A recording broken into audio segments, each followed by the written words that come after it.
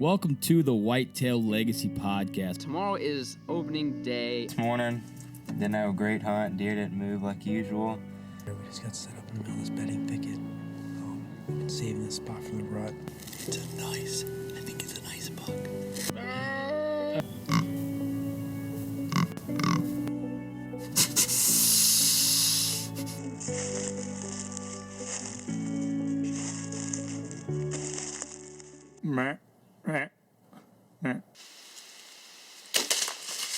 Boom! Hits a 170. That was money. I think he's down right over there, maybe 10 yards. Whitetail Legacy Podcast, bringing you back to the hunt and leaving a legacy. Baller rut. Prime rib day. Here we go. I don't know if this is prime rib. This is pretty close. This is like you shot a 160, got day drunk, and then woke up, and now you're eating the backstraps out of it. Oh, man, that's a pretty good day. That's better than prime rib day. We're going to do a quick turkey catch-up, what we got going on in our lives catch-up, podcast catch-up, and what we got planned for this season coming up. This is kind of episode just for us, and then we're going to get into a little special something on the next couple episodes. Oh, boy. That won't be announced yet. So be on the lookout for that on the social media platforms. We're excited to bring this to you guys. But let's get into the turkey talk, man. I think we had an episode last year, Turkey Talk. We did. That was before season, though. Yeah, that was before season. This is after season. I got my butt kicked this season. I've never hunted harder for turkeys in my life than I have this year. Like a ridiculous amount. 10. Oh yeah, we can do them whenever. Okay. Yeah. Let's get into those real quick. Yeah, homie's always got to keep me in check. I'm just ready to go full send on this. Well, it's just weird. We're podcasting in person right now. I know, yeah. That's a little weird. So weird, yeah. Hopefully for the foreseeable future, this will be the norm again. Yeah, I'm back home off the road for a while, and hopefully be able to do the in-studio thing for a while instead of over the phone. But, yeah, let's get into the people that make this possible. We'll start with the VIP veteran Broadhead. Pretty sweet kills with a veteran here recently. A couple of African kills. I don't even know what to call them. I don't giant-bodied animals is what they are. And all with the 100 grain. Yeah, all with the 100 grain. And I know that spring bear is kicking up, and a lot of people have been sending in bear pictures. So that's pretty cool, too. I think I would rather do fall bear. Would you? Yeah. I don't know. Whatever one tastes better is the one I want to do. Oh, yeah. But there's not a lot going on right now, and you can hunt bear right now. So Yeah. that'd be one thing to think about. But you got the VIP veteran Broadhead shout-out? This week's VIP veteran Broadhead shout-out is John Robert. 5 years of service in the Army, Branch Reserve, 1 LT, I'm going to assume that's lieutenant, 1 lieutenant AB officer, UH-60 LM Blackhawk pilot. That sounds pretty badass. He says nothing too crazy. He is air assault qualified, and he's currently deployed to the Middle East in support of Operation Inherent Resolve. Hopes to pin captain here with the next board result, so good luck with that. His civilian job is a police officer. And check out Rack, Wing, and Spur on social media. They're out of Ohio and Kentucky. And John has a wife and a 9-month-old son. Nice. Well, thank you for all your service, being a police officer and military. Can't thank you enough from here at Whitetail Legacy Podcast crew, all the VIP family. All right, let's get into scent lock. You wore the new early season stuff during turkey season this year. I stuck with my tactic suit because when I shot my bird, it was 40 degrees. So yeah, right. I'm glad I had the tactic suit. But you went down south where it was warmer. So how'd the early season suit do for you? Yeah, this would be the first early season gear I've got from ScentLock, and I was kind of like the early season stuff is for 60 degrees and above, and it was a different kind of get up, because I've never needed an early season. We could always run the mid for turkeys, so I got me an early season suit, and it was pretty lightweight. It was like right at 60 degrees in the morning, and it got up to maybe 70, 75 during the day. So plenty good there. Wasn't too hot or anything. So Nice. That's perfect temps to be yeah, trying to run around and get on turkeys. we were running around. ECW calls. One thing I'd like to really shout out this turkey season that came in stat was that box call.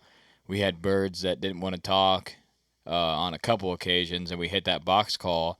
And if you cut it off with that box and you get that real deep, rasp right at the end, they were really liking that.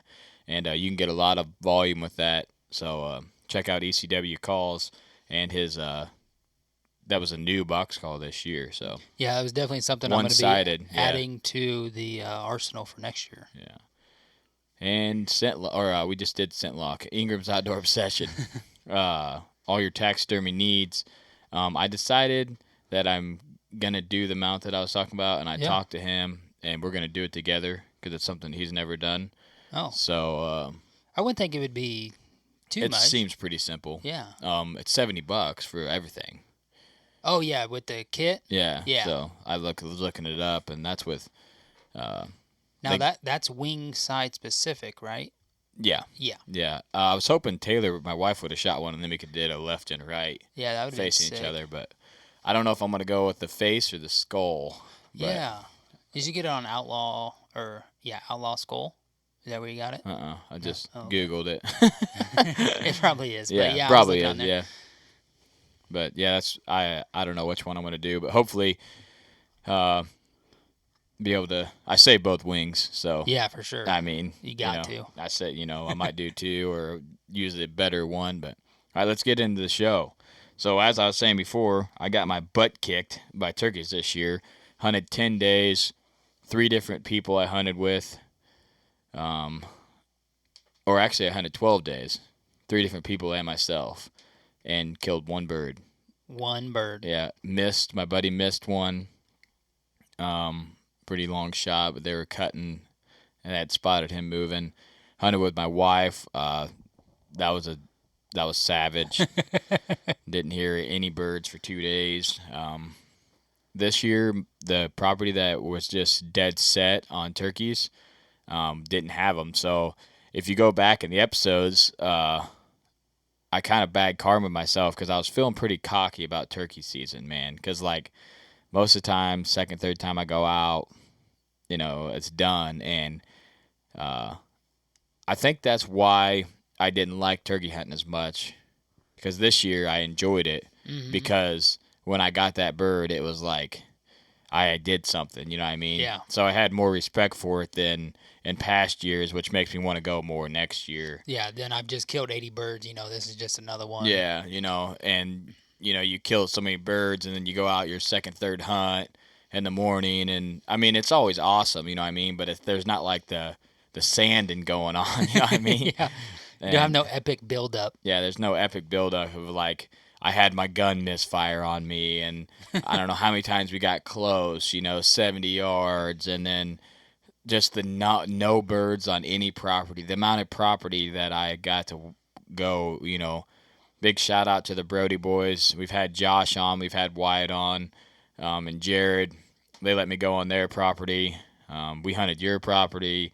We hunted my lease. We checked Boonertown. Nothing there. We hunted all the other pieces I normally do. The S Ranch, we hunted all that. That's 600 acres, and there's just no birds on it. Mm-hmm. I don't understand. I don't know if that winter killed a lot of them or what happened.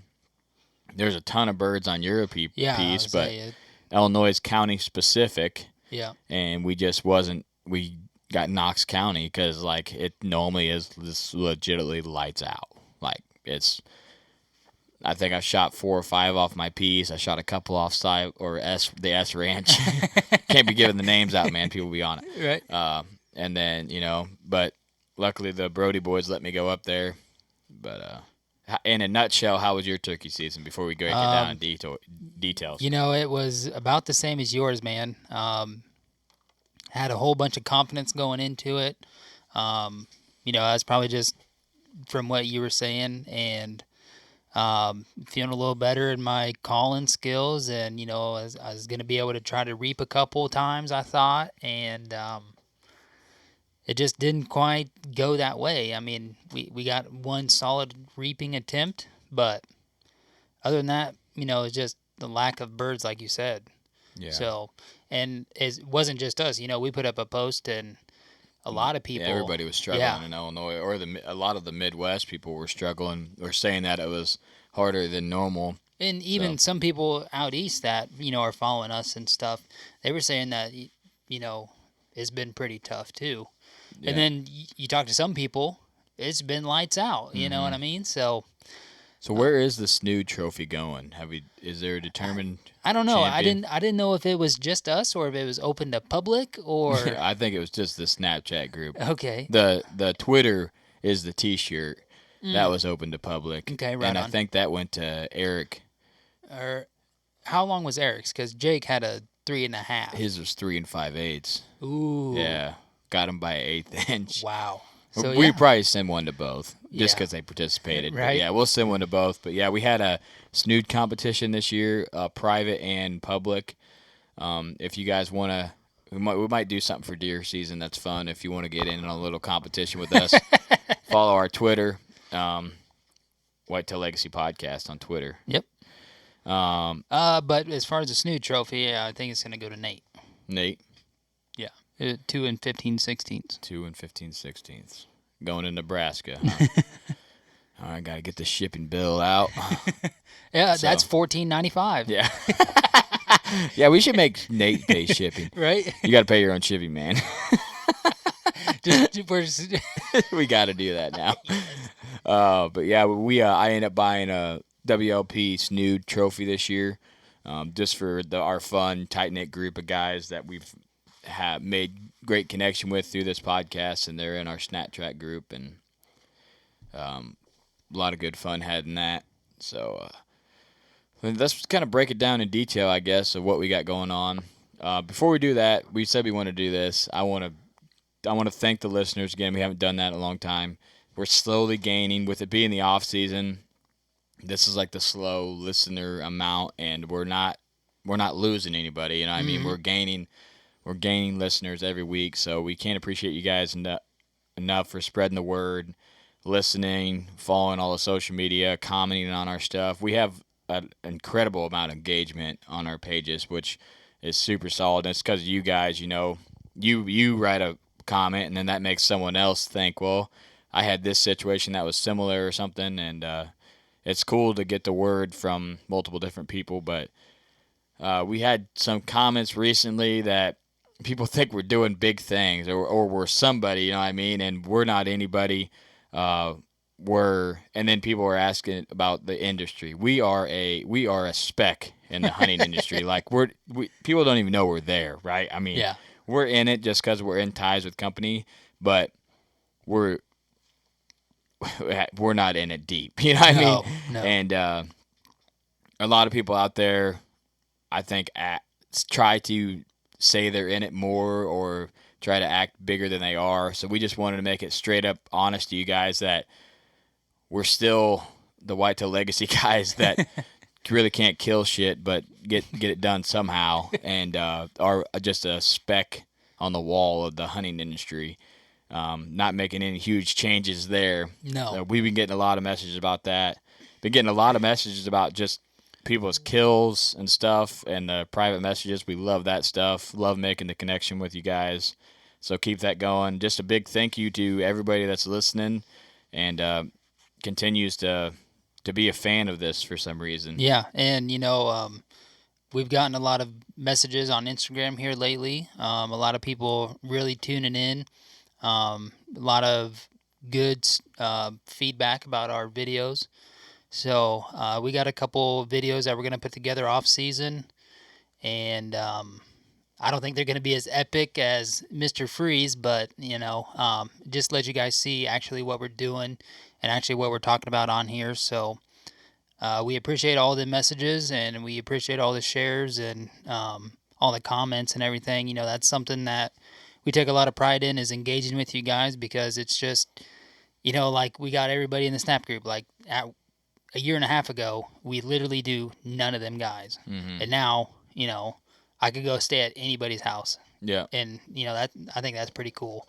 And that's what we've gotten from doing this is just the friendship. So Yeah, and I'd like to shout out Last Breath for giving us the opportunity to go turkey hunting with them this year. Yep. And then also shout out to Rise. I won their giveaway, and then we have a signed poster of all the guys, their autographs now in studio. Oh, wow. Yeah, I know. It's pretty epic. We need to get it in a frame. I was going to say. It's covering up half the wolf puzzle. I was going to say, Cody will break the frame, yeah, so just don't even worry There's about no it. glass in the studio. I can't believe the TV's lasted this long.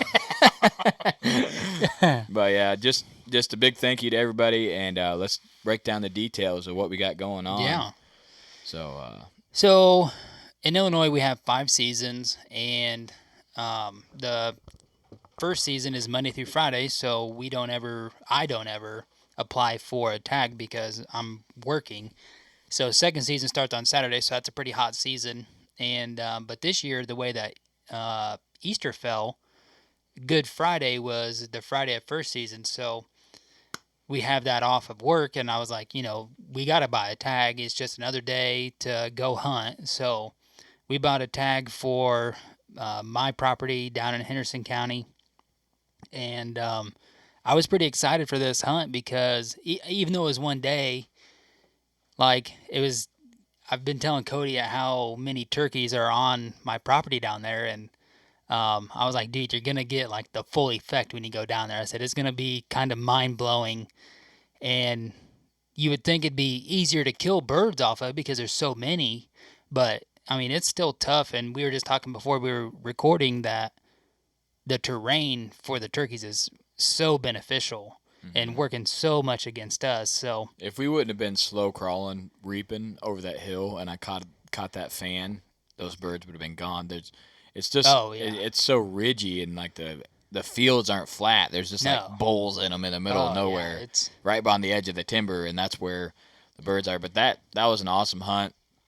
So close to killing on that one, ridiculous. Yeah, I don't even know how you seen that bird. Yeah, I mean, was he away from you when you seen him, looking away, strutting? I just seen the tips of the fan up over the hill. Okay, so you didn't really get to see his head. Mm-mm. So after my Oklahoma trip, what I think we needed to do there, so that was my first legit reaping attempt. Turkeys out in the field. What was there? 5 toms and 1 hen. I don't know. There was over a handful. Yeah.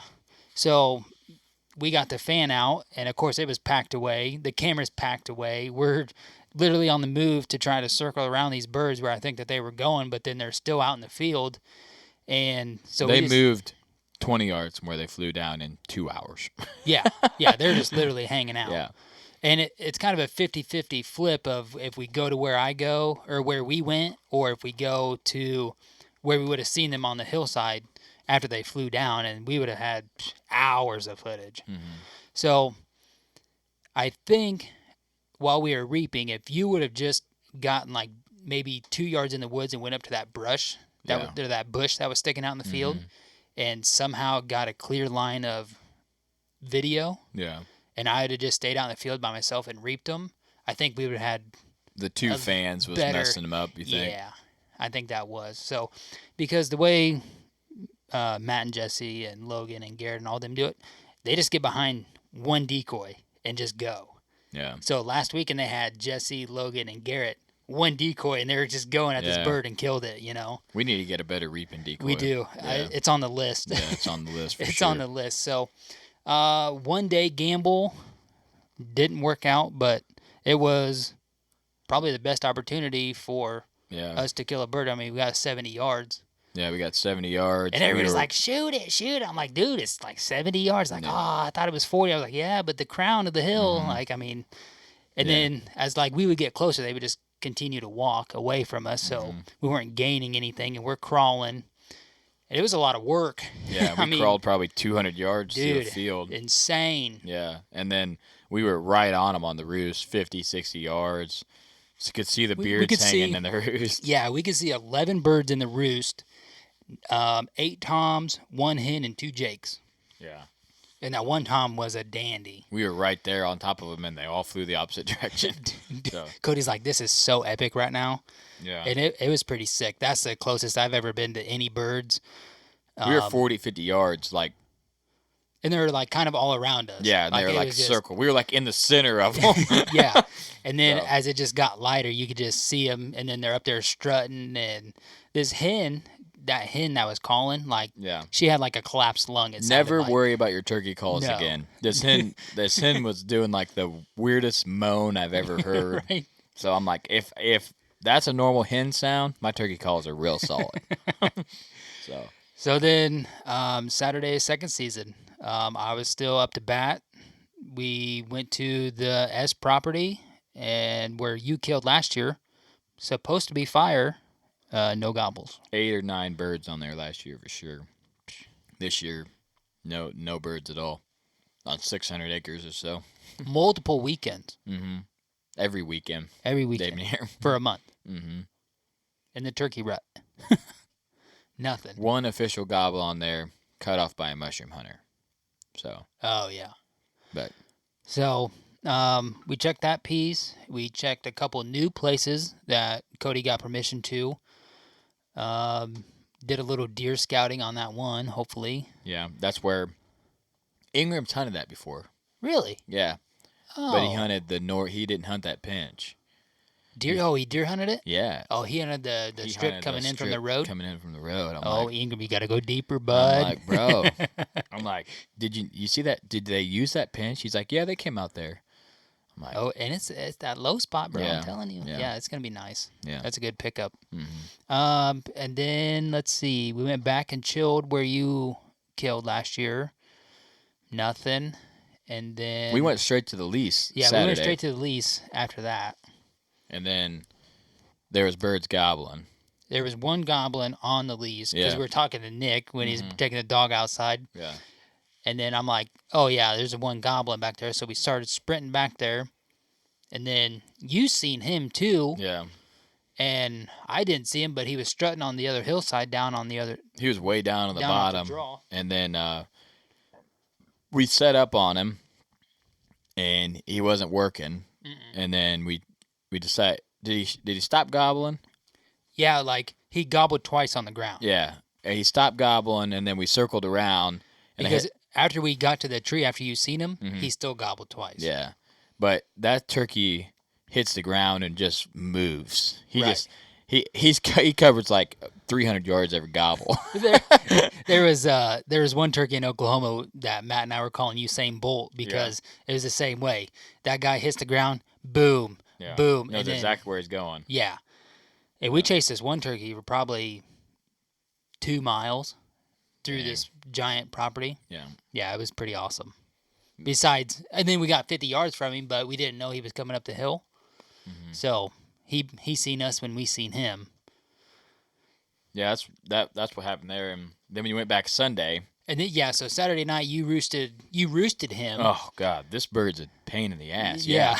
So you roosted him, and you're like, oh, he's like in the same tree. We'll just go to the end of that ridge he was working up, and set up, and Gonna be over. Yeah, we'll get him. So I'm like, okay, cool. You know, sounds like a good plan. He's like, but that was like the only bird you heard. So Sunday morning we go in there. Birds all over the place. Birds all over the place, except the one bird that we thought was Yeah, we're like right there. we're standing there. There's gobbles all over the place. They're back further, and I'm sitting there like, I know this bird was right here. It's got to be. Right? And we had to be 50, 60 yards from him, and it's pretty dark. Yeah, it was still real dark. And I'm like, all the other birds are just hammering. I'm like, what is going on? So we proceed to walk right under this bird, I guess. So Yeah, pretty dang because close. We're like, well, Cody thought, he's like, well, hell, maybe Maybe he's got not bumped here. or Yeah. something. I don't, So he's like, well, we'll just kind of set up on these other 2 birds that are gobbling that, might work this way. So I'm like, well, yeah, I mean, it's like all we got right now. So we did that. And then these birds have been gobbling 20 minutes. And then finally, he gobbled like He twice on the gobbled. roost, and he's in the exact same spot. he's in the I'm like, spot. He's like, there's that bird. And I was like, yep. And we were probably 60 yards on the other side of him this Yeah. time. And then he did did the not- exact yeah, same he did the thing as exact Saturday. Same thing. If we would have just waited, or if I just sat there and been like, this bird's here, Right? and just set up, that'd have been a lights out hunt. He would have flew down, whether we called or not. He would have been within range, working that ridge, going to the north. And then the weirdest thing. So I just think he was quiet on the roost because we had literally walked there. Yeah. And then he was quiet. Mhm. So Yeah. So I don't know. there was Yeah. is there a nader out there right now? I think that's my kid's electric Jeep driving in the garage right now. Nice. So So yeah, that was all the second season Yeah, because so- then Monday started and yeah, so Sunday we went out. That's when we went out, and then we hunted till noon or oh yeah, 12:50 every yeah. day. You Yeah. know, we hunted the full season every day we could. yeah, we literally hunted till the last hour, all 3 days. Mm-hmm. So I felt good about the effort, and Yeah. it just wasn't in the cards for me to shoot an Eastern here this year. So we'll take that second season. There's 8 or 9 birds on the lease, right? And then third season, I go out there to roost. There's no birds gobbling. But then I take Ingram out there, and he misses a bird with 3 jakes. So there's 4 birds there third season, and then fourth and fifth, there's nothing. Nothing. So there's nothing you can hear for forever. Like, there's nothing on the neighbors. There's nothing anywhere. I'm saying you're on the west side, so the wind usually Yeah. be carrying a little bit. Yeah, so you can't hear nothing on the north. But then that Sunday we had like the hottest bird in the woods Yeah, working. Would we leave 8:30 Mhm. there? I mean, and he was still hammering. yeah. So I don't know. It's just savage. But yeah, I took Ingram out. We put the best stock I've ever put on a group of birds crawling through the timber. We slid down this deep ridge and then walked up this creek and then got to the edge of the field. And we literally, Ingram had to move 5 foot. The last 5 foot. And he made a fail mistake and pretty much stood up, and the bird, boom, automatically. And then he started cutting, and we took a poke at him about 60 yards. He's shooting the TSS's, should have been no problem, but he said he aimed at the bottom of the neck. He should have aimed at the top of the head, and he hit low on the bird on the footage. Just barely brushed the feathers on him, nothing major. We looked for him for a while. And we went back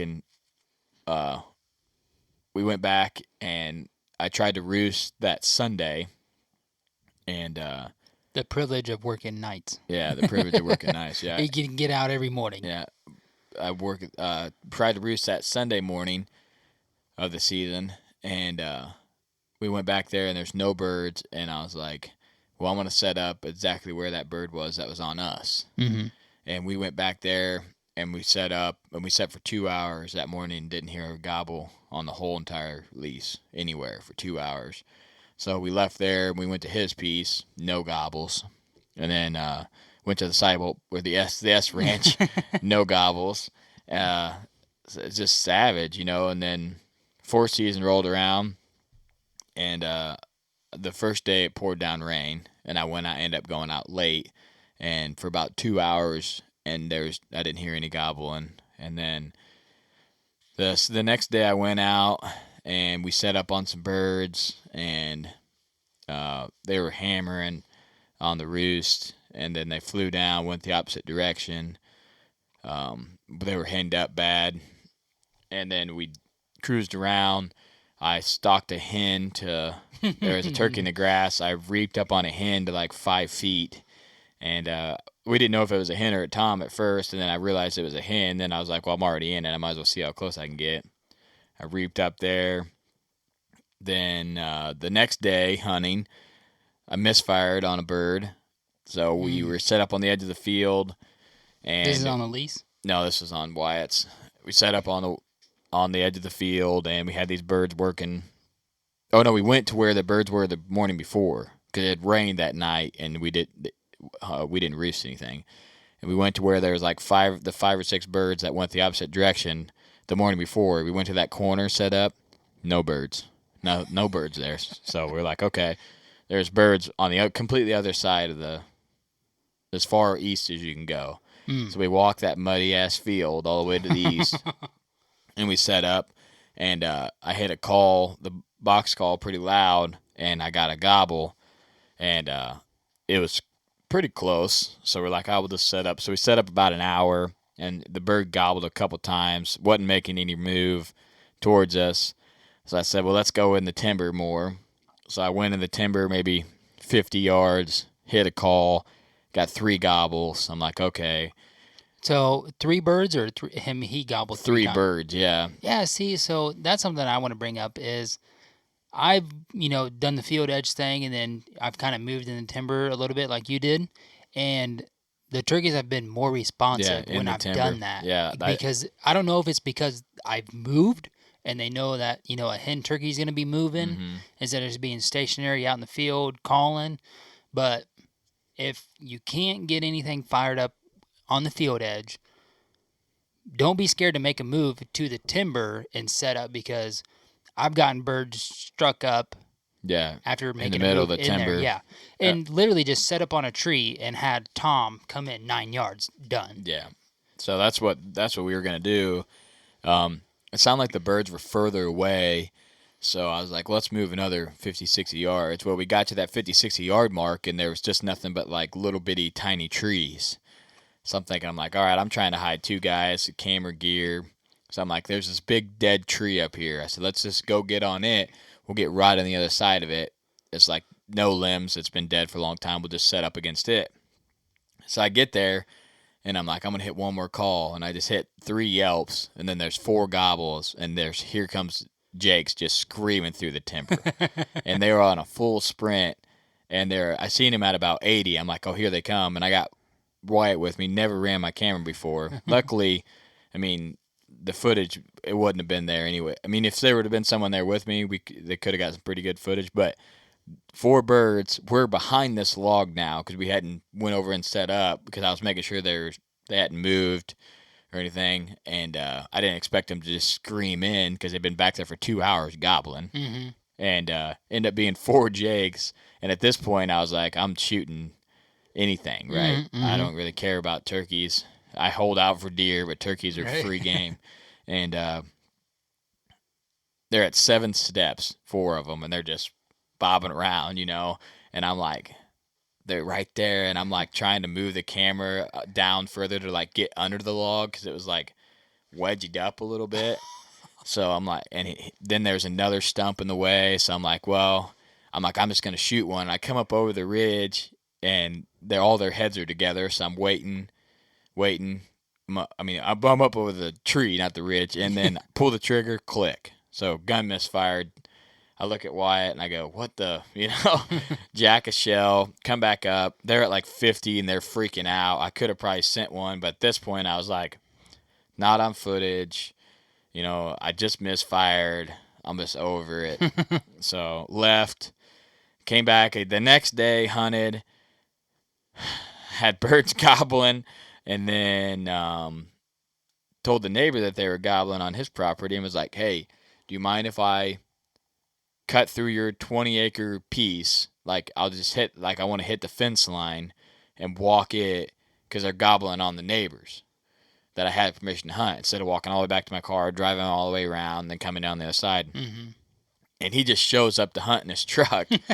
So he drives. I'm working these birds, they're pretty far away, but they're gobbling my calls.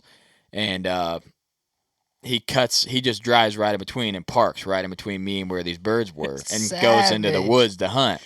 I'm like, all right, cool. So then I walk back to my car, get in, I drive around the edge, and I get to the edge of the field, and here's 2 hens, and they're screaming. I'm like, okay, there's going to be a tom behind them. There was a ton of hens, like the most vocal hens I've ever heard on that piece. And then I'm like, oh, there's going to be a tom behind them. So I'm sitting there, I'm like up in this cedar tree, and that's where I found that turkey nest, was right in that grass and cedar tree. And I'm just kind of sitting right there on my knees. I wait for a while, nothing there. So I take the fan out, I creep to the top of the hill, and out in the open field, there's a turkey. I didn't bring my binoculars with me, so I'm like, man, it looks like a big bird. you know, and I'm like, well, I'm just going to reap it. So I got out there pretty far, about 100 yards. I realized it was a hen. So, and then she ended up coming maybe 50 yards from me. So then I went back, got all my camera gear, because I just turned my camera on, pointed in the direction I was going, and left it running. And then cut back around, set up on this hillside, and had another hen come out by herself. All these hens are by herself. So I'm at 4 hens by themselves, and she walks 10 yards from me. I'm laid out in this grass, and she walks 10 yards, super vocal, calling the whole time. I'm like, okay, I got a live hen out in the field, calling the whole time. So I put my decoys out, get back to the edge. Here comes another hen by herself. She comes like 50 and skirts around the decoys. Then I look to my left, and I see a bunch of turkeys coming, and one's a tom for sure, strutting across the field. And I'm like, all right.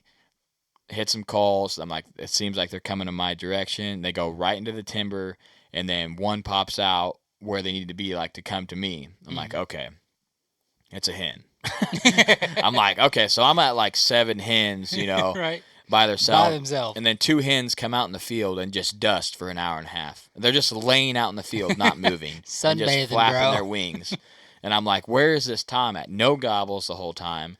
And I'm like, I can't even make a move on them because I got these 2 hens. Right. So I decided to reap, like, along the edge to try to maybe, like, see if he's in this little bowl. And that's when I reaped right up on that bull snake. It's like a 4-foot bull snake, and I'm like 3 foot from it, like, oh, okay, this is cool. On my freaking hands and knees crawling. But then the next day I went out. So this is like the 5th day, 6th day hunting straight. Went out. Brutal. And there was 6 birds. They're all hammering on the roost. There was 2 or 3 hens, super vocal. And whatever the hen call did, I did the exact same thing. And basically called the hen in, and she brought all the toms in. Then the hen seen my decoys and didn't like them. For some reason, I have no idea why. It might be the zip-tied hen might be the problem. Oh, is you? Yeah.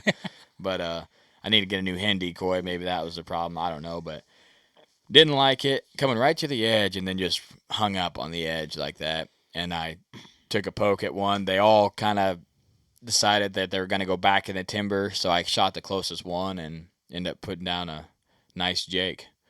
And I was super jacked. Like I said, it was super rewarding to me because I've never hunted like 6 or 7 days straight for turkeys like that. Yeah. And then in the rain, and then waking up, I was at work. So I would get off work, fly to the woods, and then stay up and then sleep for like 3-4 hours and go to work. You know what I mean?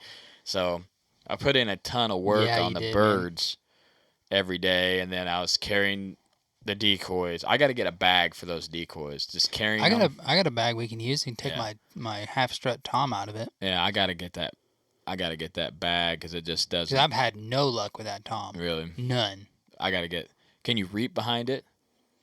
Can you put a fan on it? He's got a fan. Oh, that's what you need to reap behind it. You need to take those. No, we need to make a thing like Matt had. Yeah, dude. I was gonna say you could take those wings I got and put them on. Yeah, it. well, yeah, we need to do that too because that cardboard, bro, dude, I smoked that thing.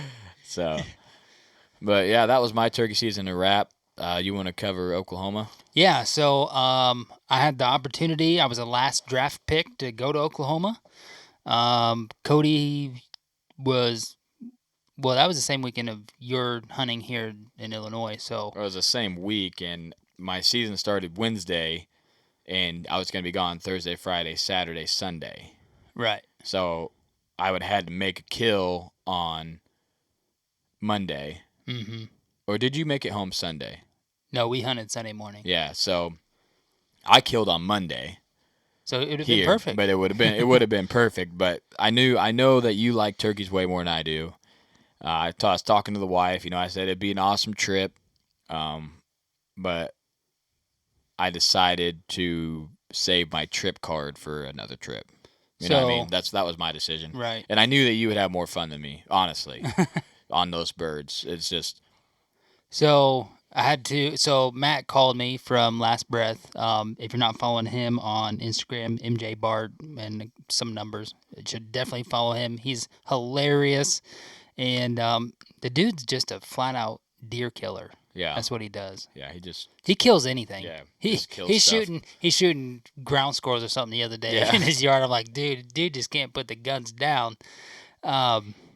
So Matt called me on like a Monday night, and I was like, yeah, I mean, I'd love to go, but I kind of got an obligation with Cody to film him for his season because, I mean, how much work we put in to get me a bird during my season for 3 days, so I had to let him know by the end of the week, and I was like, yeah, I need to ask Cody to be sure. Cody's okay with it, but you're the one that told him to call me, so I was like, I mean, at least he's got an idea before I ask him, so, you're like, yeah, man, just go and, put one down and, have some fun, so I was like, okay.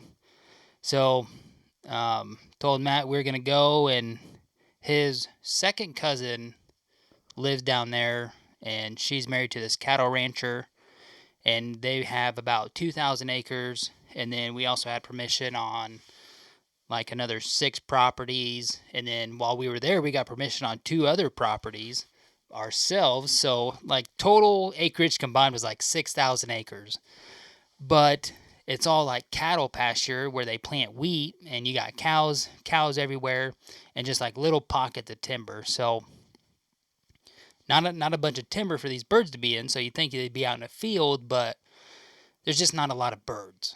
And it's like one of the most populated counties in Oklahoma for birds. So Hank had been roosting some birds every night, and said, there's been some afternoon birds here. We got birds roosted here. And then, whatever you guys do in the evening, you can just come back to where we've been seeing them roost. So we get down there like 1 a.m., get up at 5, and then Hank's like, hey, I roosted this one last night. We're going to have to walk through this canyon. And I'm like, canyon? I'm like, I don't know anything about no canyons, but I tell you what, by the end of the day, Saturday, like, I know what a canyon is, and it ain't no joke. So, first morning we went and set up on this bird that we had roosted, and Matt was filming, and it was the biggest bird we'd seen all weekend.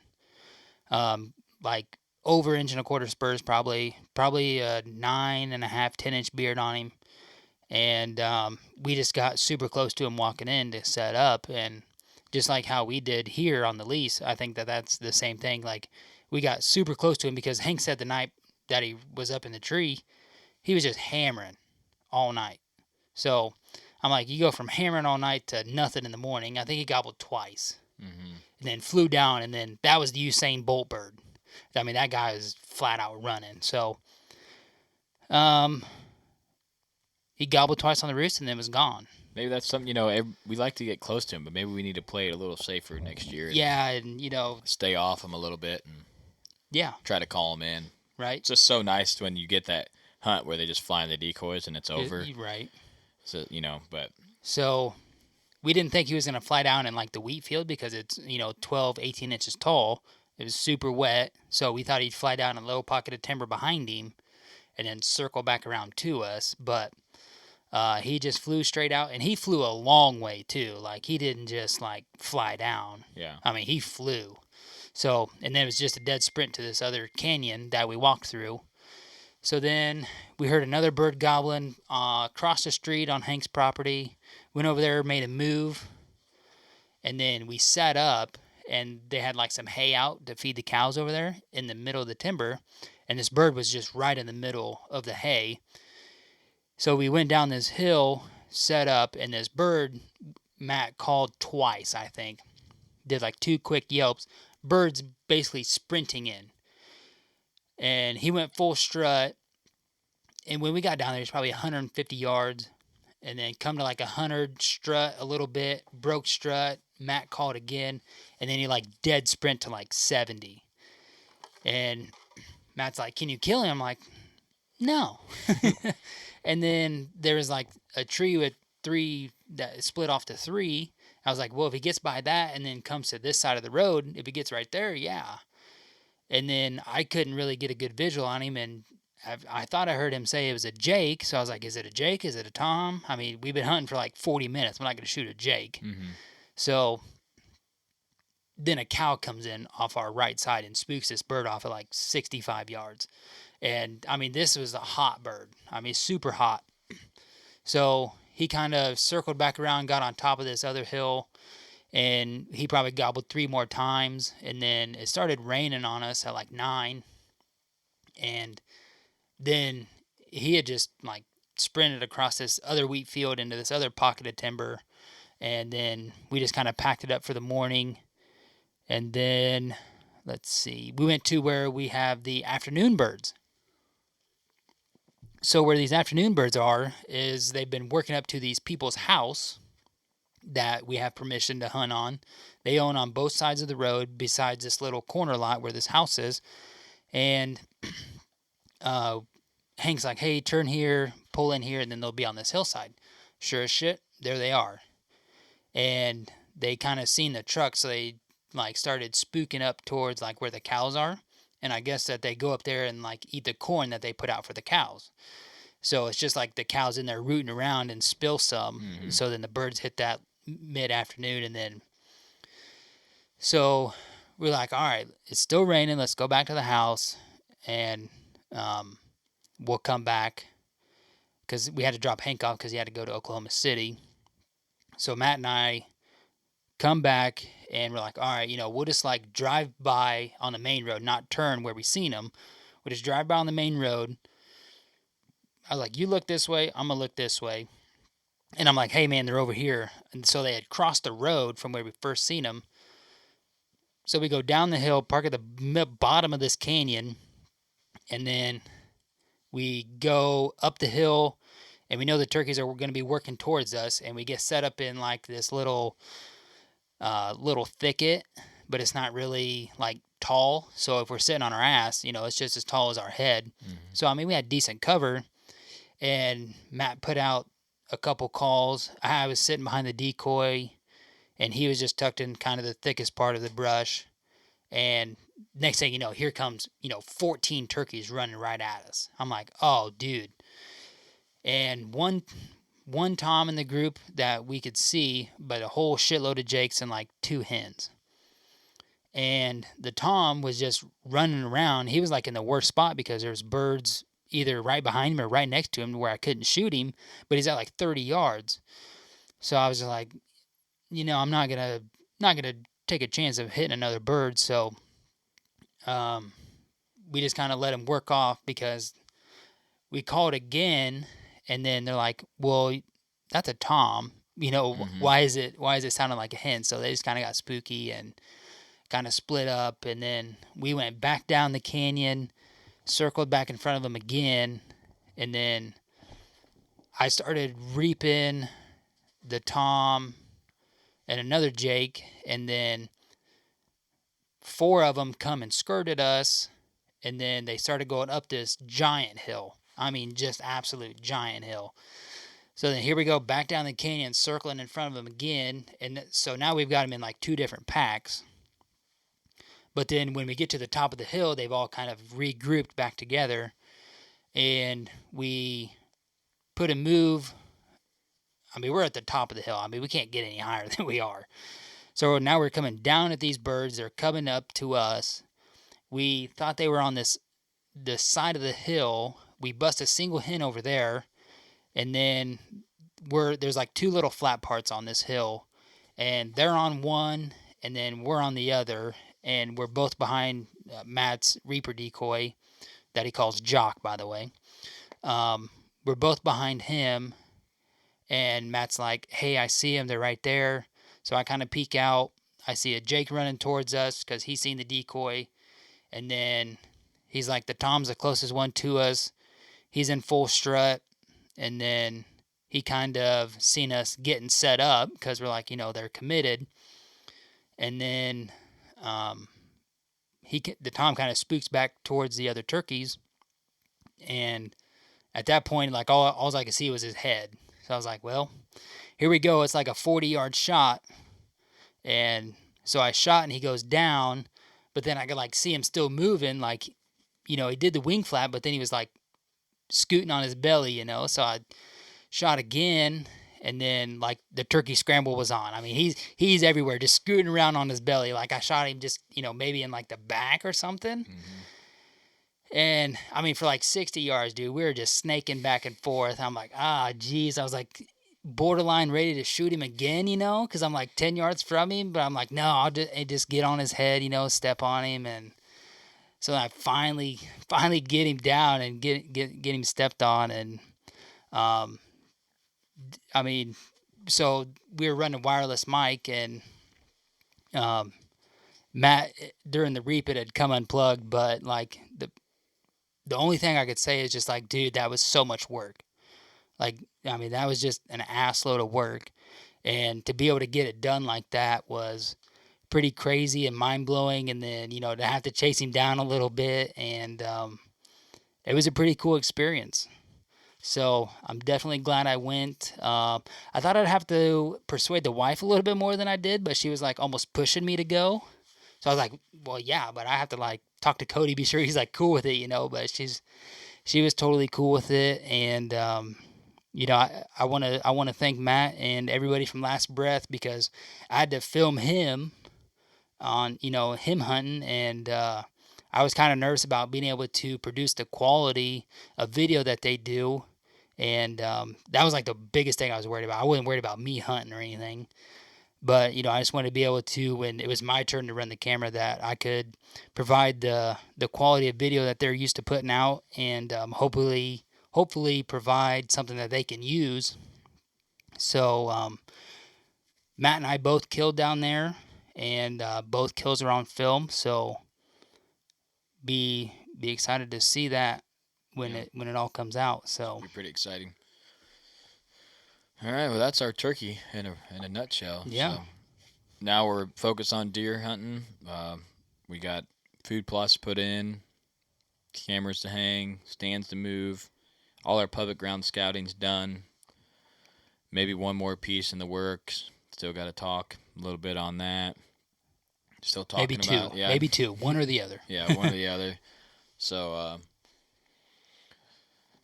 just focus on deer hunting, get through the summer, and get back to what we actually love to do. I know you like turkeys, but like I said, the deer hunting's like there's so much to it, you know what I mean? So when you get it done, you're like, oh man, this is awesome. Yeah, like I've been working 4 months already for this. Yeah, and then turkey hunting, you're like, oh, second day. Yeah, I literally didn't know 3 weeks ago that I was coming down here. Yeah. You know. So. Yeah, I mean that really kind of ended my turkey season. So, I'm pumped to move on. Pumped to start doing some land stuff, some habitat stuff. Really get a good food plot in. Get some shooting lanes trimmed that definitely need to get done. Get some stands in the right spot that we know can produce and be good. Yep. So that's it, man. And try to create some content in between for you guys. Yeah, for sure.